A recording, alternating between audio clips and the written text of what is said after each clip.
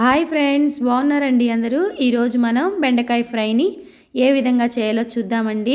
ఎప్పటిలా కాకుండా ఒక్కసారి ఈ విధంగా కూడా ట్రై చేసి చూడండి. చాలా క్రంచీగా, జిగురు అనేది లేకుండా చాలా టేస్టీగా ఉంటుందండి. పిల్లలు కూడా చాలా ఇష్టపడి తింటారు.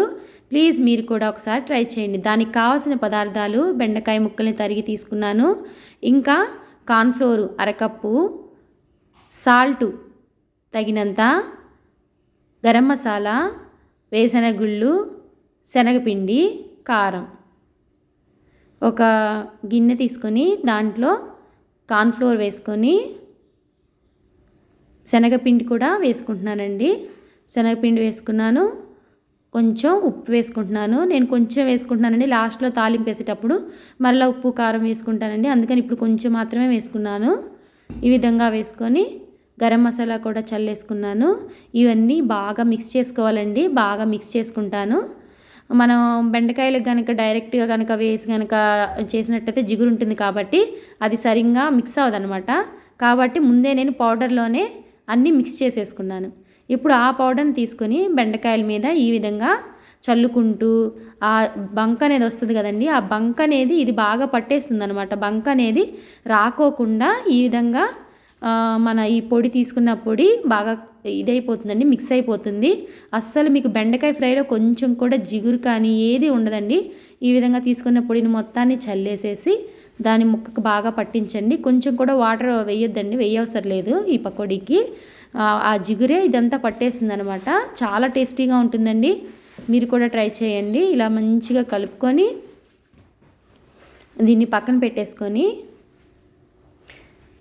ఇప్పుడు ఒక బాండీ పెట్టుకొని పొయ్యి మీద దాంట్లో నూనె పోసి వేడి చేసుకొని ఈ బెండకాయ ముక్కల్ని మంచిగా ఫ్రై చేసుకుంటానండి.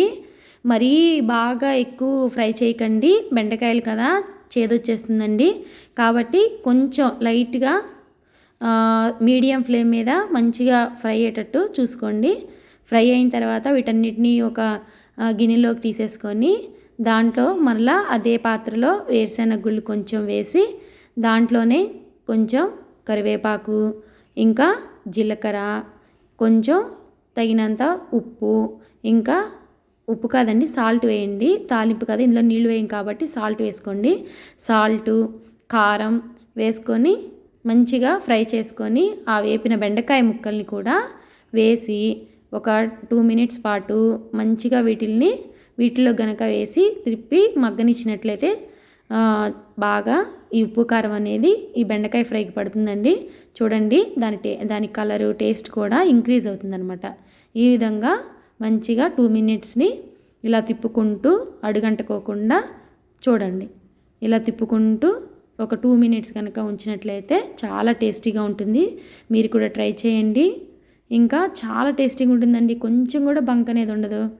చూడండి, ఈ విధంగా బాగుంది కదండి, చూడడానికి తినడానికి కూడా బాగుంటుందండి. ప్లీజ్ ఒకసారి ట్రై చేయండి, తప్పకుండా ట్రై చేయండి. మీ పిల్లలకి సర్వ్ చేయండి.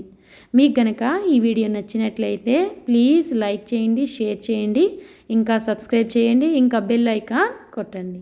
Please subscribe. చివరి వరకు వీడియో చూసినందుకు థ్యాంక్స్ అండి.